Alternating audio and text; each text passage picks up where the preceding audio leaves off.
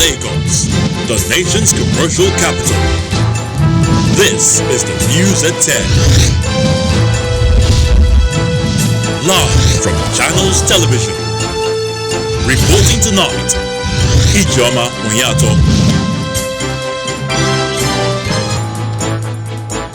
Hello and welcome.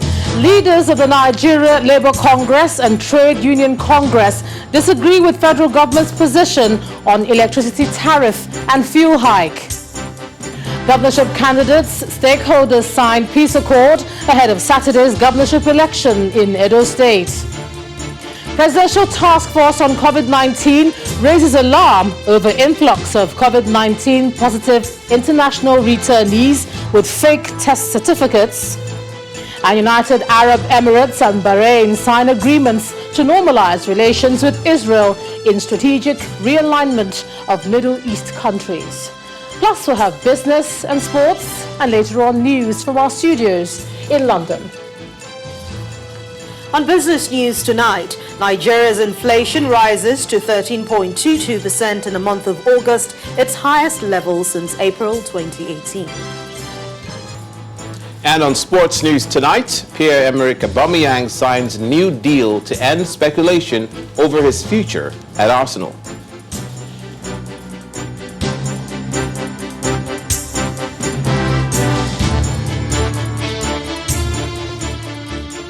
The controversy over the new electricity tariff and pump price of petrol continues today, with organised labour disagreeing with the federal government on its explanations for the hike. The Minister of State for Petroleum Resources and the Minister of Power told the union, comprising the Nigeria Labour Congress and the Trade Union Congress, that the recent hike is inevitable as the government can no longer sustain subsidies for petrol and electricity. But the Labour leaders disagree, insisting that the federal government is unjustly transferring the cost of long-term inefficiency of government to the poor. They call for immediate reversal of the new prices. Shall we all be seated? This meeting between organised labour and the federal government is at the instance of the Minister of Labour and Employment, following the directive of President Muhammadu Buhari to hold a meeting with the workers' union to explain the finances of government with a view to seek their understanding on some recent policy decisions. We are all here to rally with you and have a robust interactive session in which we can tell ourselves some whole truth. And then we also take recommendations from you. The crux of discussions revolve around the recent hike in the pump price of petrol and electricity tariff, as the ministers try to explain why the government took those decisions. Subsidy payment to marketers was a major source of corruption and underhand dealings. You all know that. Between 2016 and 2019, we were losing 10.4 trillion naira. Power costs 53 naira kilowatt hour as of last year. Yet we were only allowing consumers to pay 33 naira per kilowatt hour. You can understand that this will not promote investment and has encouraged monopolies in the supply. The Accountant General of the Federation also gives highlights of the government's revenue performance during the pandemic. In January, we were able to realize only 18% of the projected revenues. In February, it was 51%. From March downwards or upwards, it came down to an average of 18%. However, the Labour leaders disagree with the government. We all know we're on the same page that the refineries are not working. Why are we pumping billions of naira for maintenance? Who is collecting it? The increase in fuel price, the increase in tariff of electricity, and all those things. Sir, please reverse it back and implement whatever you want to implement. Then by then, we'll listen to you, sir. We have said time without number that those issues that constitute the price is part of the inefficiency in our system. So fundamentally, what is required is for us to address this issue. And I agree with you. The president said, no, subsidy is a fraud. I agree that is a fraud. And if it's a fraud, do we address it or do we transfer it to the customers? That is where the issue is. The recent hike in the cost of petrol saw motorists buying fuel between 151 naira and 161 naira per litre, depending on the retail outlet visited, while the tariff of electricity has also increased by almost 100%, a development that has angered consumers as well as the organized labor movement. To politics now, and the build-up to Saturday's governorship election in Edo State is taking its full course as major political players, including the candidates of the PDP and the APC, today agreed to a peaceful conduct of the election. A major point sounded to all of the chairman and the National Peace Committee, that's General Abdulsalami Abubakar, asked all parties to accept the outcome of the election, while also calling on the electorate to exercise their franchise peacefully. The event, organized by the National Peace Committee in collaboration with the Youth Initiative for Advocacy, Growth and Advancement, YAGA Africa, had the candidates of the PDP, who is also the incumbent governor, Godwin Obaseki, giving assurances of peace during the elections. Instances and pockets of violence in the past weeks have raised fears over Saturday's governorship election in Edo State. I want to appeal to them to maintain peace. Attendees at this gathering listen with rapt attention as the conveners speak on the significance of the day's event. The signing of the peace accord should not be seen as a mere ceremony. For me as a priest, I liken it to an exchange of vows. And that you're committing yourselves. We are only witnesses. As you read from the words of the accord, it's a trust that you are taking upon yourself, and it is a commitment you are making to the people of Nigeria, not just the members of your party, but to the people of Nigeria. For the electoral umpire, the outcome of committing to the accord would be evident for all to see. The National Peace Committee has demonstrated that so much can be achieved in nation building by the force of moral rather than statutory authority. INEC, working with civil society organizations and all other stakeholders, will continue to support the work of the Peace Committee. The chairman of the Peace Committee, former head of state, General Abdulsalami Abubakar, reminds the politicians that signing the peace accord comes with some responsibilities. As you are all aware, the gubernatorial election in Edo State is only a few days away. And keeping the peace and during and after election is a priority, and it must be done. We, as a people, should aspire to see Nigeria where people feel safe to come out of their homes to cast their vote without any fear and need for police deployment. Then the moment comes for the politicians to document their verbal commitments on paper. The content of the document includes a commitment to support all institutions of government involved in conducting a secured election, in particular INEC and the security forces, to act with professionalism, impartiality and transparency. And the two major contestants in the race, the PDP and APC candidates, underlined their commitment to the accord. Another point noted during the ceremony is that violators of the peace accord have the integrity on the line, a reminder strong enough to hold them to account beyond the walls of this hall. Let's give them a round of applause. And staying with the Edo elections, the People's Democratic Party is optimistic that the support it's received from its supporters will translate into victory on Saturday.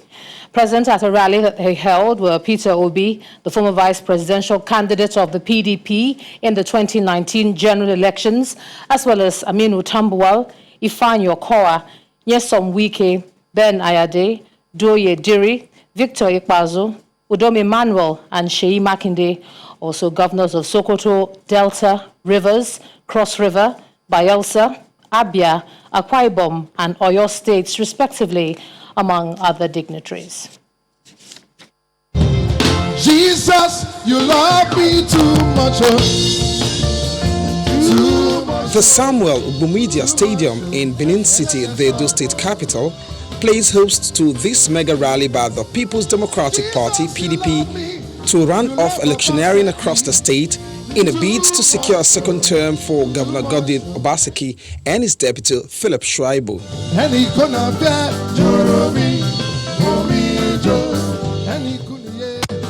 From supporters, leaders to members of the campaign council, led by ACE chairman Governor Nyesom Wike, most of the PDP governors were also in attendance. The PDP, we know they vote, and the other party, we know they vote. It is a day for speeches, obviously, the last opportunity to deliver campaign messages in an enlarged gathering. Godwin Obaseki and Philip Shuaibu will be returned on Saturday. While calling on supporters to ensure they defend their votes, the PDP is also worried over external influences on election day. Rigging must stop here in Edo. If not, it will be difficult to carry on with election in Nigeria. And so rigging must stop. Rigging must. All those who are planning to rig this election, Holy Ghost fire! Every point, if you don't say you want to fight prosperity in Nigerian politics, come out and make sure Queen Obaseki is as governor of Edo State.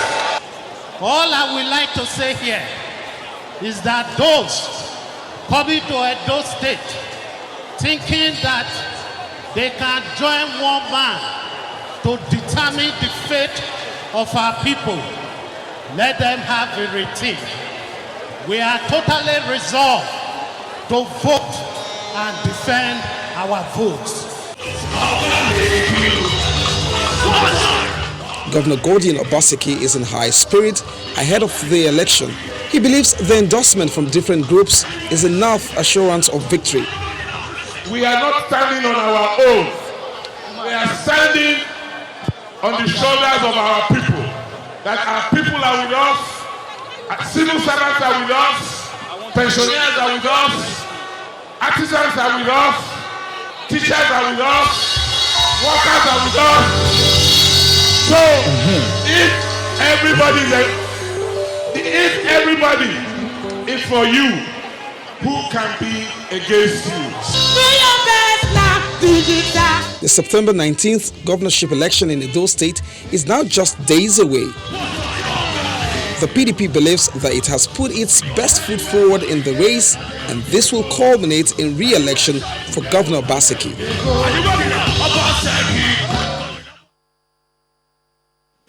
In part two, after the break, we'll have more on the Edo governorship election, this time the APC campaign rally. Plus, the Presidential Task Force on COVID-19 raises alarm over influx of COVID-19 positive international returnees with fake test certificates. That's all coming up in a moment.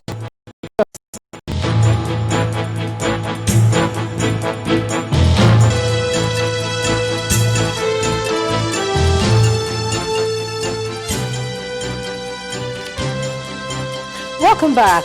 If you've just joined us, you're watching the news at 10 on Channels Television, coming to you live from Lagos. A reminder of our top stories. Leaders of the Nigeria Labour Congress and Trade Union Congress disagree with federal government's position on electricity tariff and fuel hike. Governorship candidates, stakeholders signed peace accord ahead of Saturday's governorship election in Edo State. Presidential Task Force on COVID-19 raises alarm over influx of COVID-19 positive international returnees with fake test certificates. And United Arab Emirates and Bahrain sign agreements to normalize relations with Israel in strategic realignment of Middle East countries.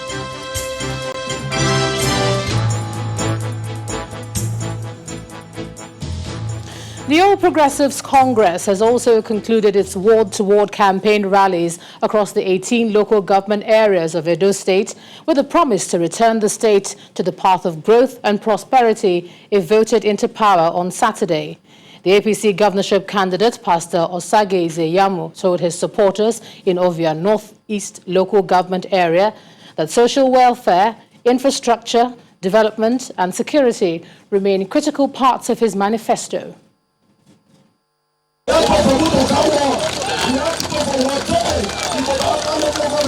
Ovia Northeast Local Government welcomes the APC governorship campaign team for its ward rally in the area. I get many brothers for you. Pastor Izeyamu remains relentless as he marshals out his plans for the people if they vote him in as the governor of Edo State. We'll do more light, we'll do water, we'll bring better school, we'll do hospital. We will engage our youths. We will empower our women. I'm a pastor, I'm not a fellow now. Everything we have promised to you now, I will do it by the grace of God. Governorship changer. Governorship changer. Obaseki must go. Away from Ovia and back in Benin City, the Edo State capital, APC governors and members of the party's National Campaign Council are also mobilizing for Pastor Osage Izeyamu.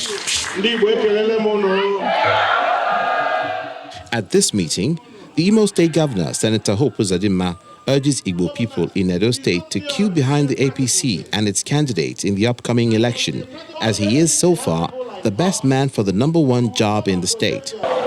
Don't be afraid of anybody. Don't give anybody a voter's card. Go there on that day, 19th, to print that broom.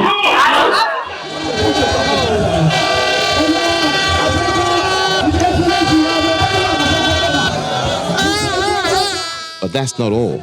Here's another rally organized by the chairman of the APC National Campaign Council for the Edo governorship election, Governor Abdullahi Ganduje, to mobilize support of members of the Arewa community in the state for Pastor Osage Izeyamu.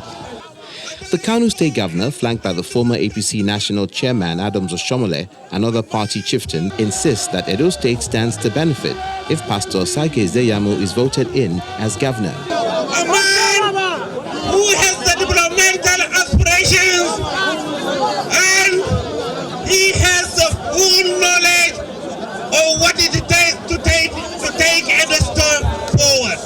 Our candidate is Pastor Izeyamu. As the clock ticks towards election day, the APC says it welcomes this endorsement and support with the hope that it will be translated into votes on D-Day in order to ensure victory for the APC. Meanwhile, the UK government has threatened to ban anyone guilty of electoral violence ahead of the Ondo and Edo governorship elections and will not hesitate to seize assets of such persons overseas. The British High Commission in Nigeria said in a statement that it maintains its strong stand against election-related violence and that individuals found culpable also risk restrictions on their eligibility to travel to the UK and prosecution under international law. The High Commissioner has held meetings with leaders of the two main political parties, the APC and the PDP, on the need for party leaders to prevail on supporters to avoid violence before and after the elections. The High Commission says it will also be deploying observation missions to both states and will be supporting civil society-led observations as well. President Muhammadu Buhari has been speaking on the decision of his government to seek loans to finance infrastructure projects in the country, noting that the loans are in the interest of the country to solve the dire shortfall in infrastructure. The president made the comments during a virtual meeting with members of the Presidential Economic Advisory Council at the State House in Abuja, where he spoke on several issues, including the economy, agriculture plans, and the fight against COVID-19. He told the council that the challenges posed by the collapse of the oil markets and the decision of the government to abide by the reduced oil production quota by OPEC put the country in a difficult situation. He, however, gave the assurance that agriculture remains a top priority of the government's scheme to reduce joblessness and poverty. The president also spoke on the issue of the COVID-19 pandemic and how it necessitated the recent government policies on electricity tariff and the price of petrol. He says, COVID-19 has reduced us to the same level as developed countries. We are lucky we went back to land. We eat what we produce, and we're doing our best to secure the country and provide infrastructure for investment to be viable in the country. Meanwhile, the Presidential Economic Advisory Council also promised to set out a full policy paper that would, in the first instance, stop more Nigerians from falling into poverty and thereafter further plans on reducing the poverty headcount in the country. Now, more prominent Nigerians are lending their voices to the ongoing controversy on whether or not Nigeria is drifting towards a failed state, with the latest comments coming from the Nobel laureate, Professor Wole Soyinka. Professor Soyinka, who seems to have picked a cue from the response of the presidency to comments linked to the former president Olusegun Obasanjo, said that the confidence of Nigerians in Buhari's government to keep the country united is waning. Professor Soyinka's statement reads in part, "The nation is divided as never before, and its ripping division has taken place under the policies and conduct of none other than President Buhari. Does that claim belong in the realms of speculation?" Professor Soyinka says while he's no fan of former President Obasanjo, he agrees with him that Nigeria is tethering on the very edge of total collapse. Moving on to other stories now, and the federal and Lagos state government have ordered the stoppage of barge operations along the Lagos coastline, which they say has desecrated the once beautiful and peaceful coastline. The Minister of Transportation, Chibike Amechi, and the Lagos State Governor, Babajide Sanwo-Olu, defied the early morning downpour today to inspect the activities along the coastline. They immediately asked the Ports Authority to revoke barge approvals granted some companies operating in Lagos, describing the current situation there as shocking and unacceptable.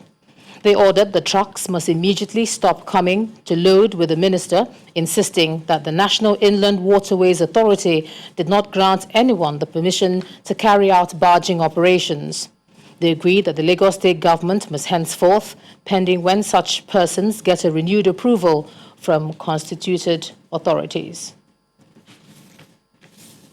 Now, the Alternative Business School is leading a conversation into transformative national building with its flagship program, the 7000 Conference. The organizers are kicking off with a government edition to encourage the critical group to pioneer the needed change in the country. Our correspondent, Dare Ido, reports. A list of strategically selected leaders drawn largely from the public sector. Nation building is the focus in the first of many series. Or even this spotlight on fixed policy. Convener Dr. Esther Lunge talks about what inspired the conference. One thing I hear resounding in my heart is that it is time. It is time. It is time. I think that we have to make a choice. No longer can we sit on the fence. No longer can we plan our escape route. Nigeria is ours. It is ours to fix, and the power is in our hands. The question now is, are you ready? The keynote speaker takes the center stage, sharing nation-building model, drawing examples from activities in public service. Integrity is a choice that I have to make daily, a cost to pick up daily. Actually, integrity comprises choices and decisions I have to make or take several times each day by His grace alone. So, who are you? It could have been a very lonely walk, choosing to love and to serve Nigeria and Nigerians. Most of the speakers are here at this venue in Lekki area of Lagos, while some join the conference virtually. The event is in segments with panel discussions, and at intervals there are musical performances to thrill the live studio audience.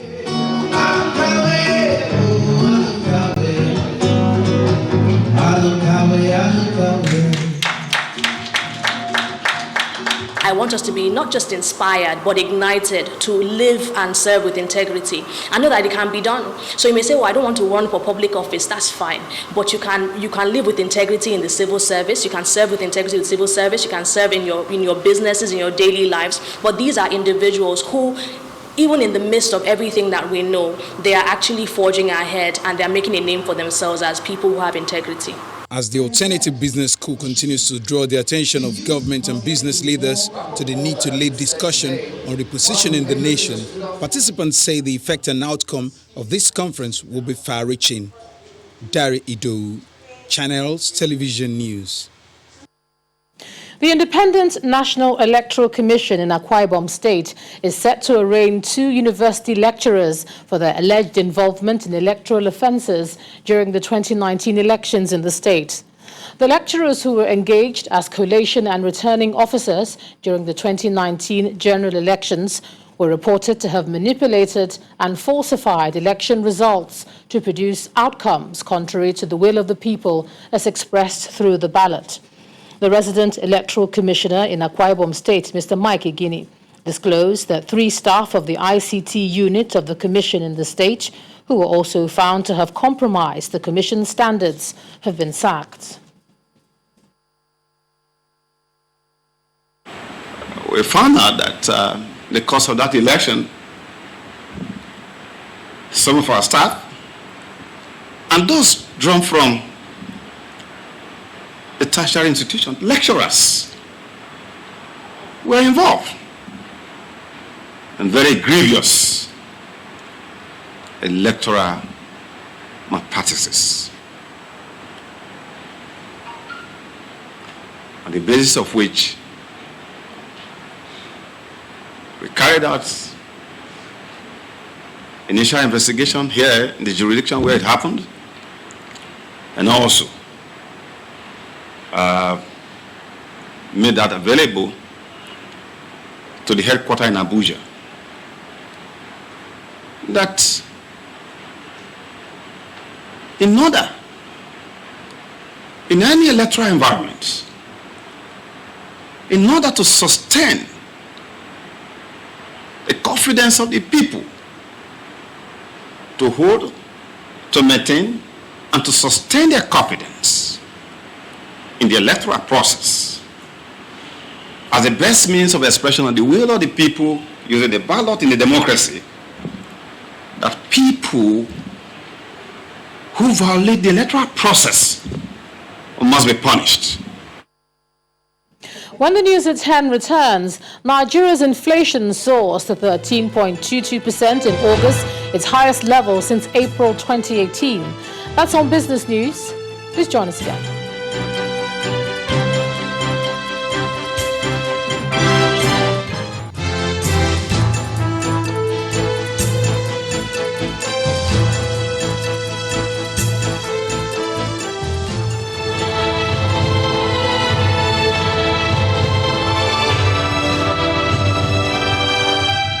The Presidential Task Force on COVID-19 is raising the alarm that international travelers from some specific countries who are COVID-19 positive have been making their way into the country by presenting fake PCR results.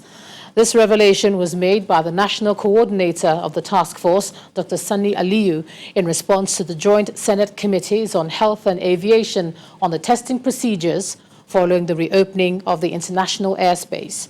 Our correspondent Terry Ikumi reports. Public test is free. The Joint Senate Health and Aviation Committee meets with the Presidential Task Force on COVID-19 over the reopening of the international airspace. The committee is worried about the testing procedure for international passengers. The issues about the protocols that have been put set up for testing of passengers either intended to travel out of the area or coming into the area, and the challenges associated with it. When we started with evacuation flights and special flights, The arrangement then was that people coming into the country will need to have a negative COVID-19 PCR result, which has to be valid at the time in 7 days.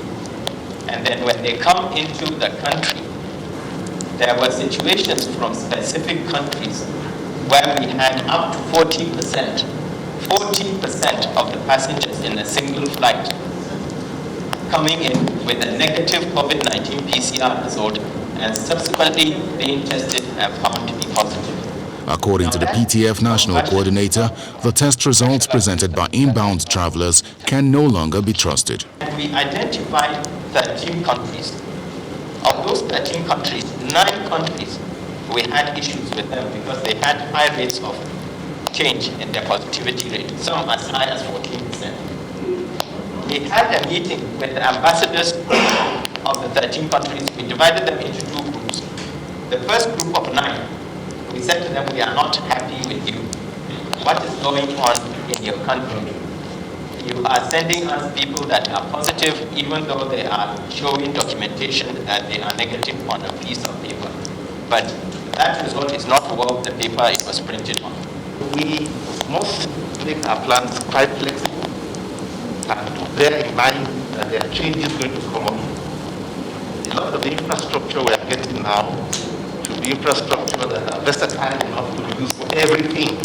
The PTF says an adjustment has been made to the validity period of PCR test results to be presented before boarding from 7 to 4 days. The Senate, on its part, is worried about the low number of laboratories in the country and has promised that 52 laboratories will be added to the 2021 budget. Terry Ikumi, Channels Television News.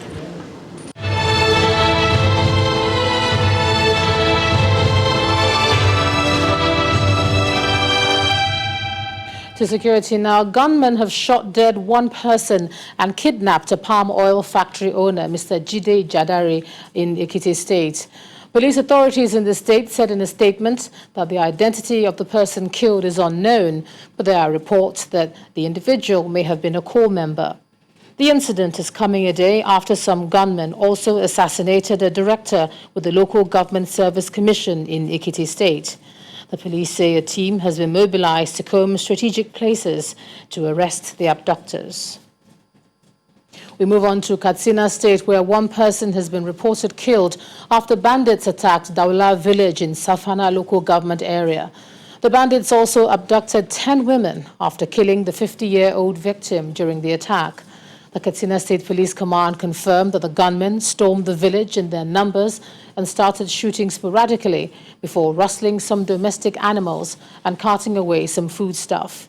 He says during the attack, most of the villagers had to flee to neighboring communities. Meanwhile, 3 of the abducted Federal Road Safety officials who were kidnapped on Monday in Nasarawa State have been rescued by security personnel. The Nasarawa State Commissioner of Police, Bola Lunge, disclosed this to Channels Television in an exclusive interview today. The police boss said the rescue efforts, which were carried out in collaboration with the military, has been intensified to rescue the other 7 officials still in captivity. 8 of these 26 personnel came out of the bush alive without any hurt, and 10 were kidnapped, and the police, in tandem with the military personnel, they pursued the bandits, and there were a lot of exchange of fire. Because of that, some of the bandits ran into different directions, and the Federal Road Safety personnel, 3 of them have been rescued and they are with the police. So we are now on operation to rescue the rest 7 personnel that are still with them. From security, we move on to business news, and here's Anne Wilder. Banking so easy, so simple. Dial *894# now to experience it. You first, First Bank.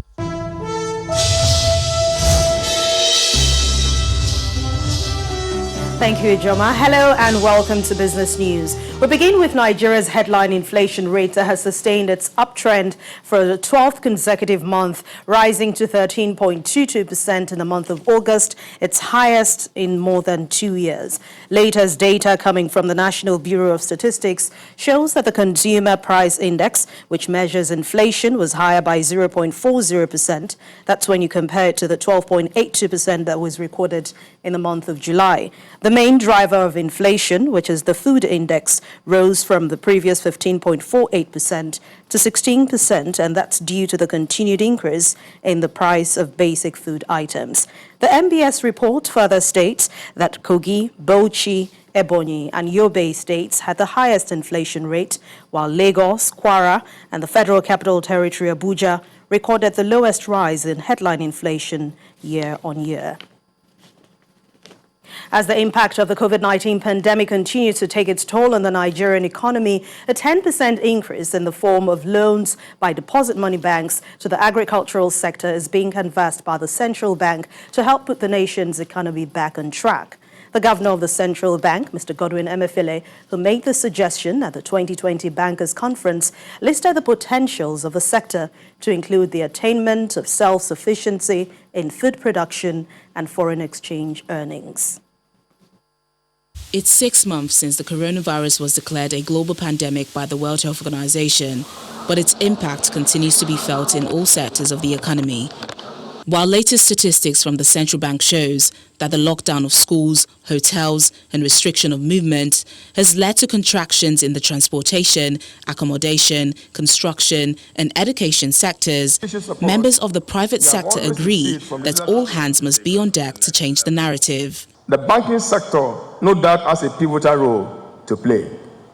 Indeed, banks, often called the lifeblood of the economy, are generally responsible for the efficient allocation of resources, which is a forerunner to wealth creation and, in turn, economic growth and development. Although the past months has seen recent interventions by the Apex Bank through the disbursement of stimulus packages to the manufacturing and pharmaceutical sectors, government officials are wooing the banking sector to increase lending to the agriculture sector to improve food production. Over the next 4 years, the banking sector should consider ways under which it could increase its loans to the agriculture sector from 4 to at least 10% by 2024. Today, as bankers and as fund managers, you stand in a position to partner with government in its efforts to diversify the economy, reposition the country for a sustainable future. Therefore, you must redouble your efforts to mobilize domestic resources, to attract foreign investments, to create quality job opportunities for our teeming youths, and to lift a lot of Nigerians out of poverty. Putting the nation's economy back on track for the post-COVID-19 era requires the contributions of all sectors of the economy. This synergy, according to experts, is likely to help reduce the economic recession being projected by the International Monetary Fund in Nigeria. Just 1 day after opening the week on a positive note, the stock market has now reversed the 0.05% gain with a 0.03% loss at the close of business today.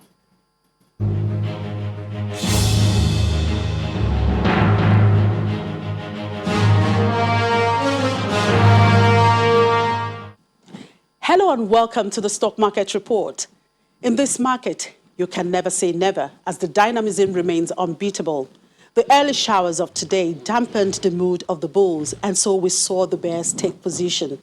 Permit me to say that the color of my jacket actually depicts what we have on the board, although the loss is marginal, 0.03%. Banking stocks defined the market today. Do you know why? Today was the qualification day for the markdown of GT Bank, Stanbic IBTC and UBA ahead of their dividend payment.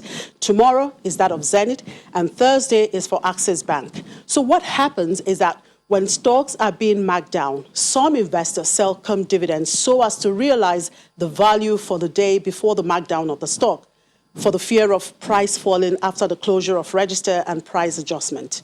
Look at the activity chart. The banking sector traded more than 80% of the total value you see there, which is a little over 3 billion naira. And when you look at the top trades chart, you will see that GT Bank took about 35% of the total value, churning in 1.15 billion naira amongst others. With this various closure of register being expected, the market may continue with this trend tomorrow. But like I said, you never say never. With this market, anything can happen. Let's just keep our fingers crossed. And that's the stock market report. I'm Chimeze Obi Iwago.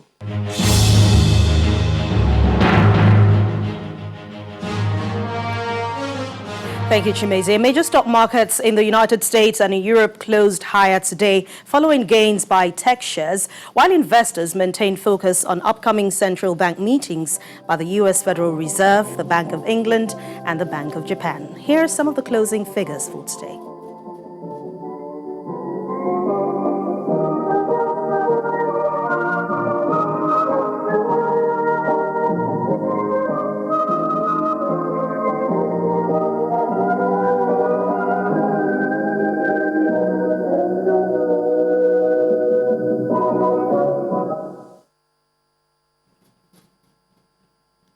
And that ends business news for tonight. Thank you for watching. I'm Anne Umawadu. It's back to you. Banking so easy, so simple. Dial *894# now to experience it. You first, First Bank. Thanks a lot, Anne. Still ahead on the news at 10, United Arab Emirates and Bahrain sign agreements to normalize relations with Israel in strategic realignment of Middle East countries.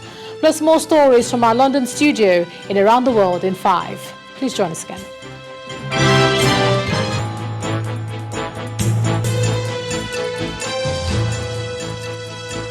Welcome back to the news at 10. ECOWAS heads of state are unanimous in their decision to reject the forceful change of government in Mali.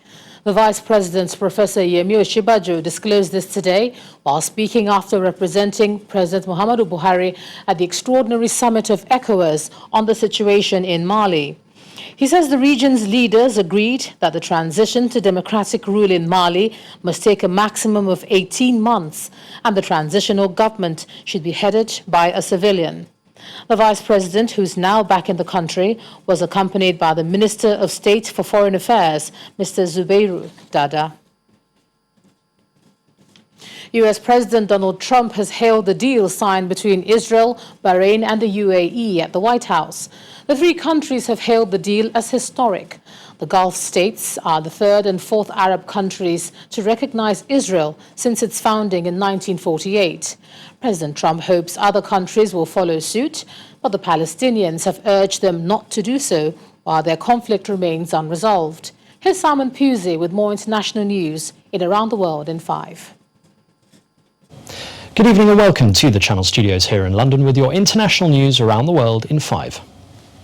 The poisoned Russian opposition figure Alexei Navalny is to return to Russia, that's according to his spokeswoman. It's after he shared a picture from hospital on Instagram showing him sitting up in bed and surrounded by his family with the message that he was now able to breathe independently. He wrote, "Hi, this is Navalny, I miss you all," adding that he didn't know much about anything, but he'd soon catch up. He collapsed on a flight from Siberia on the 20th of August. Tests have shown he was poisoned with a Novichok nerve agent. US President Donald Trump has dismissed concerns over climate change on a visit to fire-ravaged California, telling an official, "I don't think science knows about global warming." If we ignore that science and sort of put our head in the sand and think it's all about vegetation management, we're not going to succeed together protecting Californians. Okay. It'll start getting cooler. You just watch. I wish science agreed with you.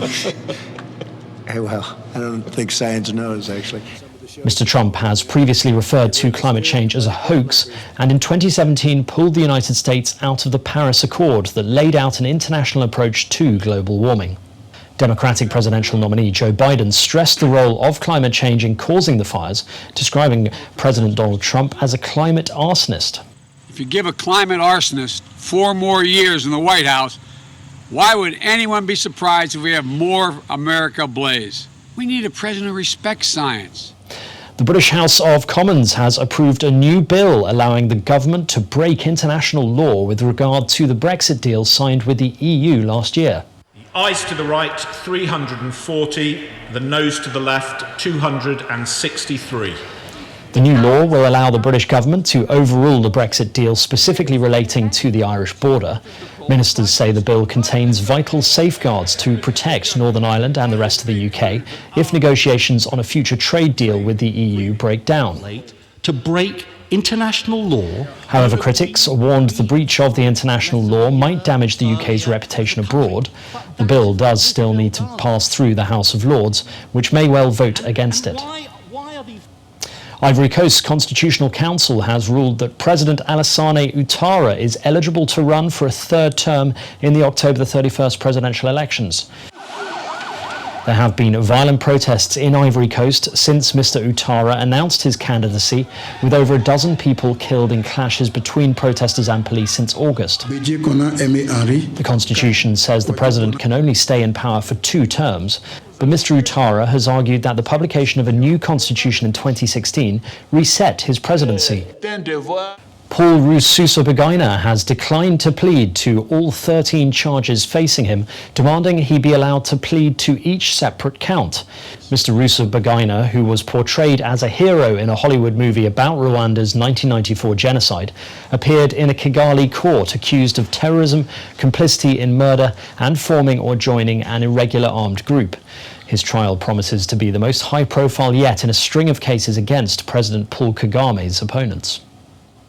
Scientists have announced that a 113 square kilometre chunk of ice has broken off from the vast ancient ice sheet sitting atop Greenland due to climate change and global warming. The section of the glacier at the northwest corner of the Arctic island had been breaking up for several years before finally becoming completely detached. With climate change driving up Arctic temperatures, the sea ice cover has been shrinking to new low levels in recent years. This year's minimum is expected to be the second lowest expanse in 4 decades of record keeping. Astronomers have announced they have detected a gas on the planet Venus that indicates that microbes may inhabit its clouds. The researchers did not discover actual life forms, but found a gas called phosphine that on Earth is produced by bacteria thriving in oxygen-starved environments. Venus is Earth's closest planetary neighbour, but it has always been considered inhospitable to life due to its extreme temperatures and atmospheric acidity. And finally, an Italian-themed restaurant in the South Korean capital Seoul is now promising the coronavirus-safe delivery of food to tables, not by humans, but by robots. Aglio Kim, that's the name of the robot, was developed by South Korean company KT Corp and uses artificial intelligence to bring the food to clients and avoid obstacles. Aglio Kim is the first robot by the company, but KT said they aim to supply more robots for restaurants this year and will unveil a second model later next year. And that's your international news around the world in 5. Now back to the Channel studios in Lagos. Technology. Thanks a lot, Simon. On to some sports now. Here's Olumide Okori. Thank you, Joma. Hello and welcome to Sports News. The Minister of Youth and Sports Development, Sunday Dare, has confirmed that consultations are ongoing as regards the resumption of contact sports. Mr. Dare says once the National Assembly approves the COVID-19 sports code in a few weeks, contact sports can resume. We've provided all the necessary documents and preparations. Remember, 2 months ago, we submitted to the National Assembly, to PTF, the COVID-19 sports protocol that focuses on contact and non-contact sports, with a particular section dedicated to football. So we're all set. And I think in a couple of weeks, like I said, the conversations are going on. We're on the same page with the health authorities, with the PTF.